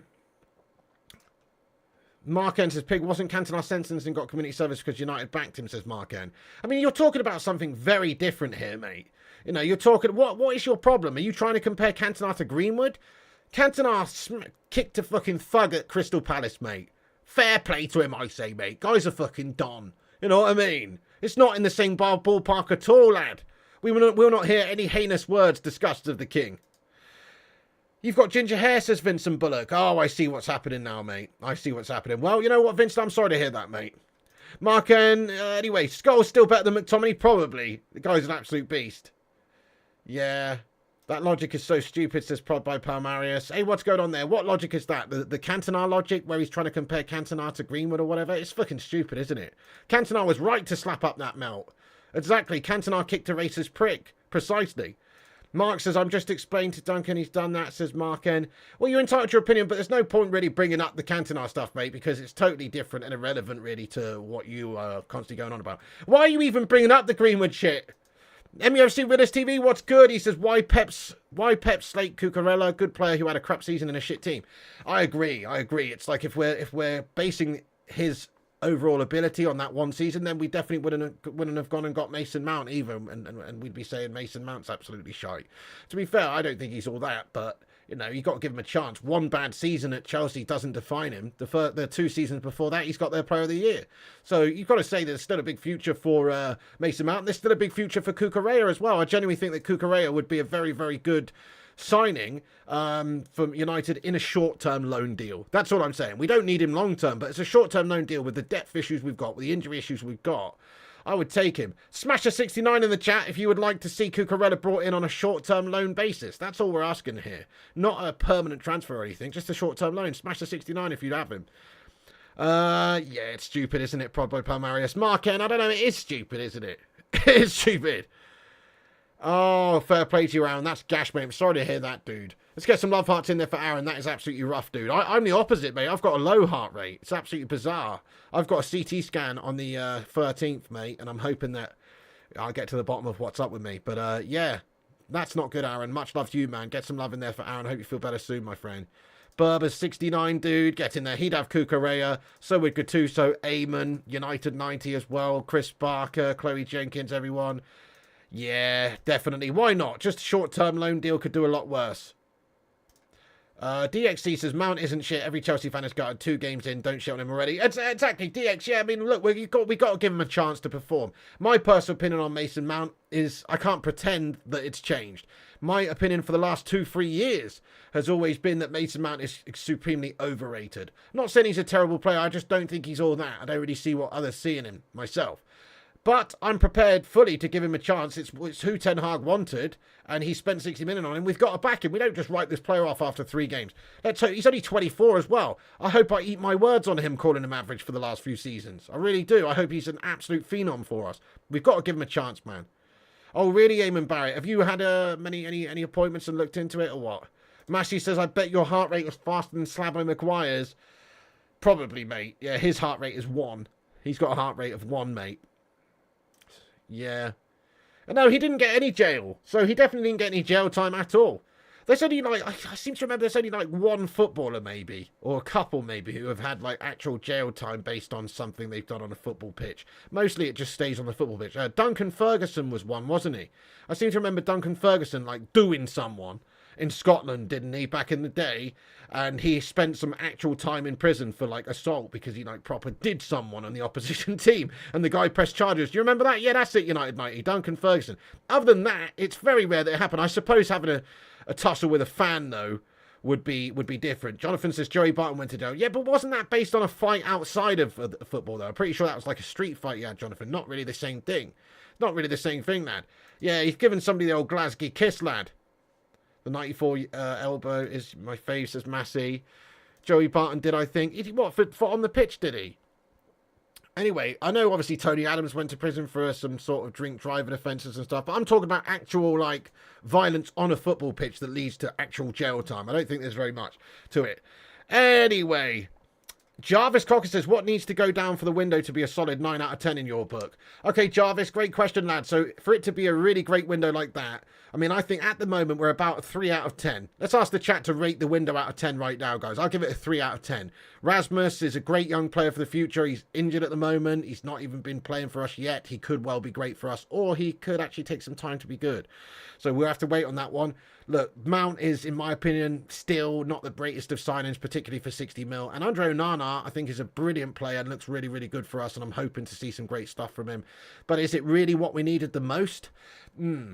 It's arguable. So it's not a very good window so far. What would make it a really good window? We have moved a lot of players on already. A lot of fringe, guff, gash-tastic players have moved on. Not a lot of money generated for most of them, but we've moved a few players on, Fred and Dean Henderson and Iqbal and Alanga and a bunch of others. We've moved quite a few players on, so that's good. But for it to be a really great window, 9 out of 10, we'd have to move on Harry Maguire, we'd have to move on Scott McTominay. If we could get those two gone, that makes the window a 6 or a 7 out of 10 without even signing anyone else. Because that's two big lingerers that are paid a lot of money that don't really add too much to the side that are gone. So that would improve the window significantly. And then to make it a 9 out of 10, I think we'd have to bring in 3 players. I think we'd have to bring in a centre-back to replace Harry Maguire, i.e. a Todibo or somebody like that. We'd have to bring in Sofyan Amrabat. 100% he's got to come for this to be a really good window. And then a forward as well. You can see that we don't have enough good options at number 9 at the top there. Once Rasmus is back, he may well be the daddy for us. But what if he gets injured again? You know, that's going to be a nightmare. We need help and depth and cover up there. We don't have that at the moment. We've got Rashford, who, yeah, he plays number 9, but he's not very good at playing number 9. He's much better out on the left wing, as he showed in the last game. He's much better at left wing. Tony Martial, you can't rely on him. He had a crap 45 minutes or so in the last game, and he's injury prone. You can't rely on that guy. And then beyond that, Sancho, he's not a proper striker either. So you need somebody to come in at number 9, I think. So I think we need 2 players out still, which means we get out... we get out McTominay and Maguire and we bring in, say, a great forward option and a midfielder and a centre-back. If that was the case, I think I'll give it a 9 out of 10. But it's probably not going to happen, is it? I really don't think it's very realistic for us to do that. We're probably going to end up signing like maybe 2 players. One of them will be a backup goalkeeper like Bayern, and the other one will be maybe like Sofyan Amrabat. Maybe we would actually go and get him to appease the fan base towards the end of the transfer window. That I can see happening. But do I have faith in Man United to go and sign 3 proper outfield players now? A forward player, a defender, and a midfielder? No, I don't think we'll do that. Tommy Boyle, yes I do, mate. Up the Dolphins. Paul Town, mate. Up the Dolphins. You got a lower league or home team you follow at all? I live in Lincoln. First pro game I see was Lincoln. I follow the Dolphins, mate. Paul Town, lad. Up the Dolphins. If we get to Debo and Amrabat and Brazil Leonardo. Exactly, Howard. If we do that, then I think Jarvis, we get 9 out of 10. That's what I'm thinking. Brighton would never loan him to us, and Cecil is out, and he's one of their best talents, says Massey. Yeah, I don't see that happening either. Time's running out. The same applies to the fans' patience because of our players refusing to go. Spot on, agreed. Is there one player to bring back in the last 4 years? Who would it be? If there's one player, that we've let go in the last 4 years, who could we bring back? Crikey, I mean, what a question. I don't know, mate. That's a good one. I mean, I don't know. I mean, I'd much rather have Chris Smalling than Harry Maguire, but it's not like I'm really desperate to bring Chris Smalling back or anything. So, you know. Hey, Mark N. You know what, Mark N? You need to just fucking get on with it, mate. Swallow this Mason Greenwood pill, lad, and get on with it, lad. He says, man was a legend, an absolute prodigy. Italy pardoned Hunt for prison and flew him to work out. Mate, you know what, Mark? You need to just stop it with this Mason Greenwood chatter. We've moved on, mate. The club's made a decision. He's not coming back, bro. You know what I mean? Do you know what you are, Mark? You're the football live chat equivalent of some sort of like stalker boyfriend who gets pied off by the missus and ends up going around their house in the pouring rain, shouting outside their window at midnight, mate. You know what I mean? Take the hint. She don't want you no more, mate. You know what I'm saying? Take the fucking hint, Mark. We're not dwelling on Mason Greenwood any fucking more, bro. Anyway. We're not talking about it. We made the decision, man.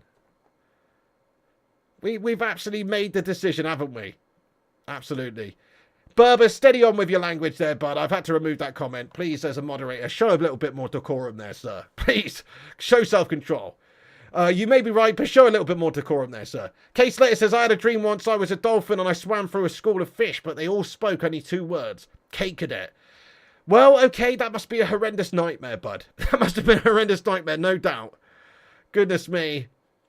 Donny is, we're still trying to sell him, but it doesn't seem like there's that many people interested. And the last, obviously, was Real Sociedad, who were trying to get some sort of loan deal done for him. Nobody wanted. Everyone chill. Exactly, First Class says, everyone chill. Great advice there from First Class Game. Everyone chill. Tommy Boy says, Pereira that went Fulham has become a good player. Should have kept him. You what, Tommy? He has had a good season. Last season he had a good season for them. Respect. I think he did have a really good time of it, didn't he? I was surprised. But I'm not overly bothered about him going. I thought he was crap at United. But he did go and do some good stuff for Fulham. He's found his level. He's found his level. He's a mid-table, at best, Premier League player. But United need top-tier players, so I actually disagree with that. But I do think he had a good season last season for Fulham. Absolutely, he did. Chris Smalling was class, definitely better than Slabo Maguire. Time to bring in Hugo. Yeah, we could do a lot worse. Why not give an opportunity, I suppose? I don't see Ten Hag doing it, but why not? Oh, they wanted a loan deal. We wanted a permanent transfer. And obviously he had a long injury. He's had bad loan spell at Manchester United when he went to Everton. Didn't do that much. And he was never played by Solskjaer, never played by Rangnick, barely played by Ten Hag. So he's just stagnated and not gone anywhere. He's just fallen by the wayside. Pretty much. Get in those Ten Hag emojis, Travadinho. Started this season well too, better than McColostomy. Hey, fair enough. I'm not doubting that there's a lot of players we let go that are better than McColostomy. Howard says, Pigo seriously needed good scouts and good football director to get in players and take that pressure off Ten Hag. 100%. Ten Hag's literally signed all of the players that he's basically earmarked himself. A lot of them from the Eredivisie. You can tell they're all Ten Hag signings. I couldn't agree more. We should be plucking out great youngsters elsewhere and signing them. And, I couldn't agree more. Isaac Hansen-Aaron playing well for the under-21s. Don't think he's ready to step up yet. Yeah, that's it, Matthew. There's a few players that I was impressed with in pre-season, actually, that I think we should give some chances to. I think the main one that's going to get the opportunity this season is probably Kobbie Mainoo. I know he's injured at the moment, but he did stand out in pre-season. And I think Ten Hag's already alluded to the fact that he's part of the squad. So Kobbie Mainoo is probably the one in midfield who will be introduced as a youngster. But yeah, we should give more chances to some more youngsters. Luan says, that Spanish dude been trying to remember his name. He cried in his interview about leaving United. I would never have let him go and I would take him back in a heartbeat. Who's that you're talking about now? Who's that we're talking about now, bro? Flying Pigs says, Ander Herrera. Yeah. Ander Herrera. That's a great shout, Luan. See, we could have done a lot worse than keeping him. The only problem is that United didn't want to pay him the money that he could have gone and got at PSG. He got paid a good £200,000 a week at PSG. And we didn't feel like that was good value. But actually, we were paying Paul Pogba like way more than that, 350k a week or whatnot, and he was shite. So if I was Ander Herrera, I'd have been insulted and left as well and gone to PSG for the payday as well, because we didn't value him. He was a better player than Paul Pogba for us, gave it his all every single time. You're absolutely bang right there, Luan France. Ander Herrera, yeah. Completely agree. Yep, he was all right, nothing amazing, but he gave it his all. He played hard. He fought hard, and he was a good player for us. He literally wore his heart on his sleeve. He was that type of player for us, a real combative player. Could have definitely done a lot worse. I think he was a good player for us, actually, that guy. Yeah. Rasmus is fit. Ten Hag just doing what he normally does. Same with Casemiro. Hey, fair play. Taking his time to get in the side. Two biggest letdowns we ever signed was Di Maria and Varane. Oh my God, dude, Varane, special player and sucked ass for us. No, exactly. I know. Juan Sebi Varane, what a baller. Came in and didn't do it. Diego Forlan's another one. What an amazing player. Just didn't click at United. Strange. Alexis Sanchez is probably my biggest frustration, because I genuinely thought when we got him from Arsenal he was going to be great for us because he was their match winner, and he just came in and downed tools and was a complete twat. We've had some shockers over the years. Herrera and Mata. Oh, Mata was excellent. Mata was absolutely brilliant. Can't fault Mata. You would have kept Sergio Romero. Oh, great shout as well, Jarvis Cocker. Yeah, perfect backup. The greatest number 2 in Manchester United's history, really. Can't ask for a better number 2.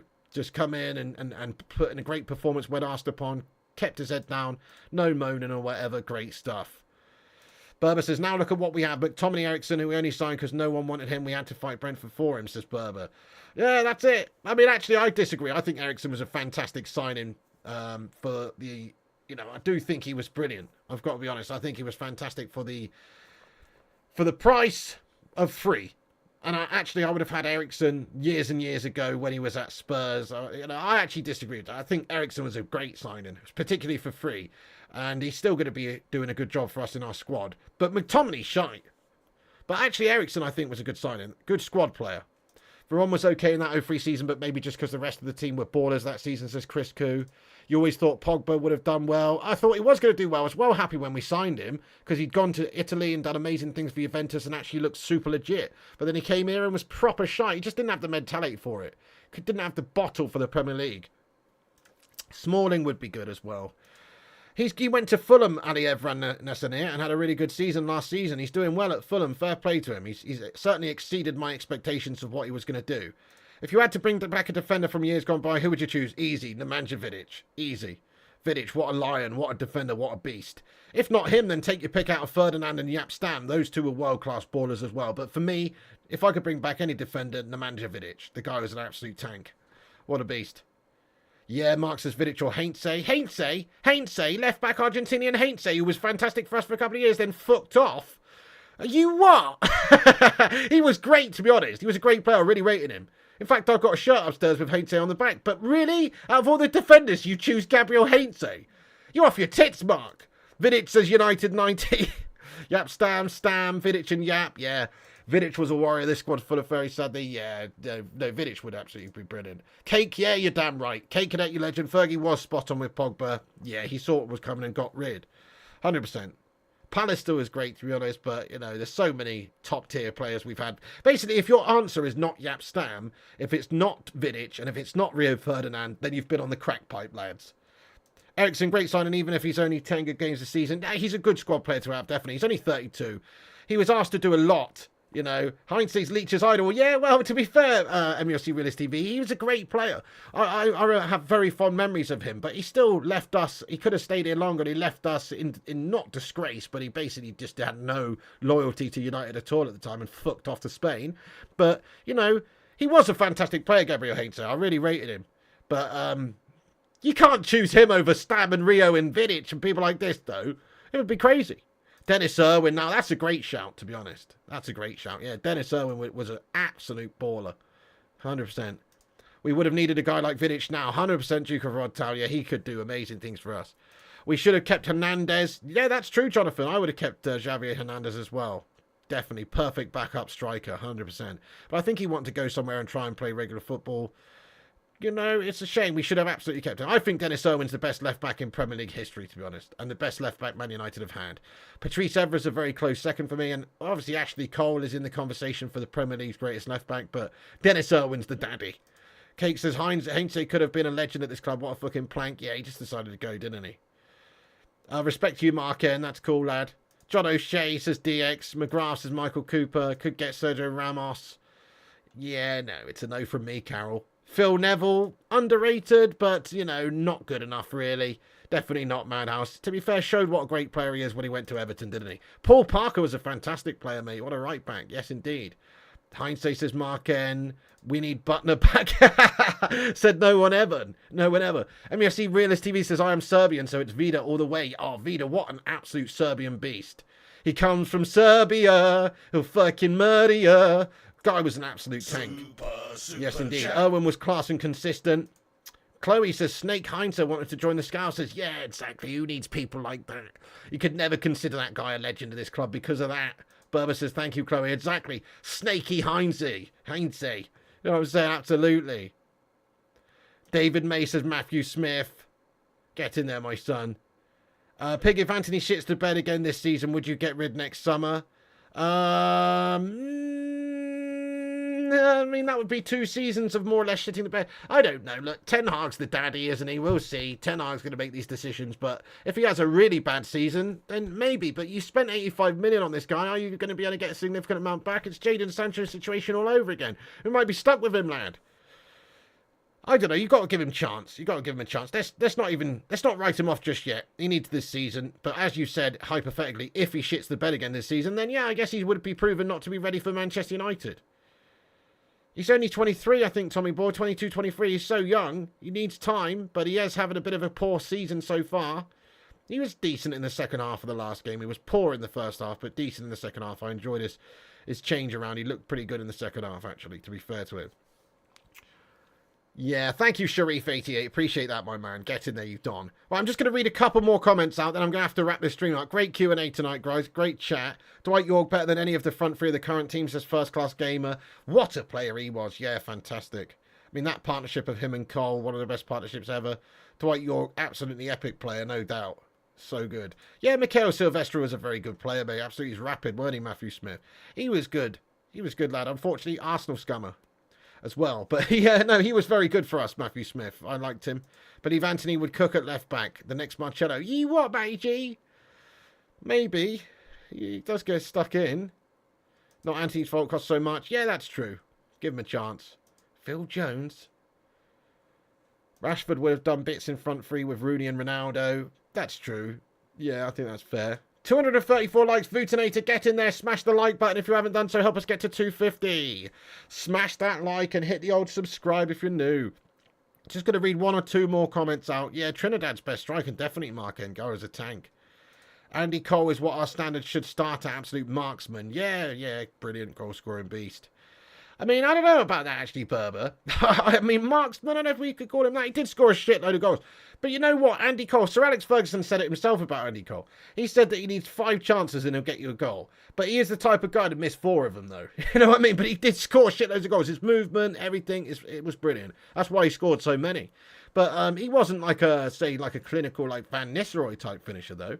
But he was absolutely a goal-scoring beast because of his overall physical movement and brilliant play and everything. But he wasn't the most clinical, actually, in front of goal in terms of taking his high percentage of shots, is what I mean. He scored a lot of goals, so I'm not disputing that.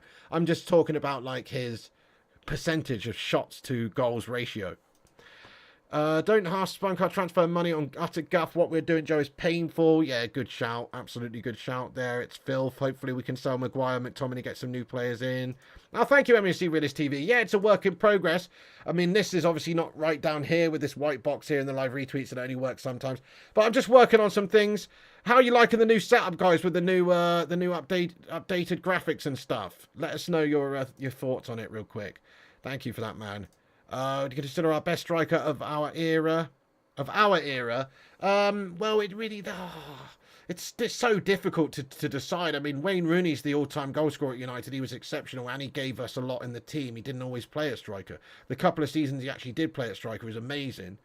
I think you can't really look beyond Ruud van Nistelrooy. What an absolute finisher, complete beast. One of the greatest finishers in the game. And then... yeah, Cantona is obviously a centre forward, maybe a slightly different sort of striker, but great player, absolute catalyst for success for us. So, I don't know, one of those guys, I would say. Jarvis, I've always rated Wilfred Ndidi, maybe a little bit injury prone in recent times, but I've always rated him 100%. I would, to be honest. We could do a heck of a lot worse. I mean, what would you rather have, McTominay or Ndidi? It's an easy choice for me. I'd have Ndidi all the way. So I hope there's a chance of that, but I don't see us doing it. Thank you, Kenny. Get in there, my son. Looks good. I like your sound wall thing. Thank you very much, bro. Get in there. Thank you, Johnny M. Thank you, Aaron. Love the new thumbnails as well. Thank you very much. Love the new layout. Thank you so much. Great stuff. Thank you very much, Tommy Boy. Right, guys, I'm going to have to wrap this stream up now. We've been on here for an hour and 35 minutes. That's quite a long time. Louis Zaha was an exceptional player, DXC. Brilliant finisher, great player. Unfortunately, injury prone, but a fantastic player, no doubt. Great forward. Ruud van Nistelrooy was the best finisher, and Ole Gunnar. Oh, Ole Gunnar was another league as well. Ole Gunnar's still in the all-time top 10 goal scorers in terms of the Premier League era for Manchester United, and assists too. People forget what an amazing player Solskjaer was. The guy was an absolute goat. Get in there, Howard Garrix, and the ultimate super sub as well. Yeah. Thank you very much, everybody. The subscribers box was better before. A fair play to you. Well, thanks for the feedback. It's all a work in progress, you know. We are just slowly improving things. We haven't decided on anything. Thank you, Luann. Loving the cartoon-esque thumbnails. Thank you, everyone. Guys, I'm going to wrap this stream up, but it's been an absolute pleasure. Great chat at the end of this stream, as always. Smash the subscribe if you're new. Hit the like button before you go. Like, subscribe, comment. Come back afterwards. Get your thoughts and opinions in here about anything we've discussed on this stream. Come back and have your say. We will be back on tomorrow, everybody, with the raw latest transfer news. Look, the last few days of the window are coming, so we're expecting a heavy few days. By the way, my brother arrives tomorrow. He's staying here this week, so we'll try and get him on the show at some point as well. My brother Tom is flying to England for a wedding, and he's going to be staying at the house for a few days before he goes off to the wedding, etc. So we'll get him involved. I am going to be doing all the videos that I can in that time, though, but obviously catching up with my bro. I'm going to batter him at golf and snooker while he's here as well. So, you know, but I will still be doing the minimum of 2 streams a day, and obviously I'll be around all week to make sure I jump on the breaking news and everything. But thank you, everyone, for getting in here. Appreciate you all. Everybody getting there raw. Vincent Bullock, what are you talking about, mate? Ping, I bet you feel like Bill Murray in that film Caddyshack. You've got the Mole Henderson out there. All right, yeah. Nice one, mate. Good shout. Love it. Hunting the mole on the golf course, mate. Classic. Hey, that's it from me, guys. Thank you so much for getting in here raw. Appreciate you all. That's it. Smash a like, subscribe, comment, come back afterwards. Get your thoughts and opinions in about the discussions that we've had. Do get your thoughts and debates in. Let us know who you think we should sign and who we will sign in the comment section afterwards once this has ended. Follow us on Instagram, Facebook, Twitter, TikTok, Twitch and Kick at Flying Pig United on all those places. The links are in the description of the video. Thank you to all the members and moderators, all the mods like K Slater, Luan France, Gungshi, Vutinator, Berber, Jonathan Gallagher, you know, everybody who's moderated the live chat, the Hoop Man, everybody, all the mods. Thanks to all the members in green for supporting the channel as well. Bunch of legends. That's it from me, everyone. Cheers for getting in. Come back and have your say after, and I'll see you tomorrow with the latest Manchester United news. Come on, United, do something. Bring in some ballers. We've got 3 or 4 days left now. Time to do the business. Come on. Thank you, everyone. Much love to you all. Stay classy. God bless you all. And Piggy loves you. And remember, when the seagulls follow the trawler, as this is because they think sardines will be thrown into the sea. Thank you very much.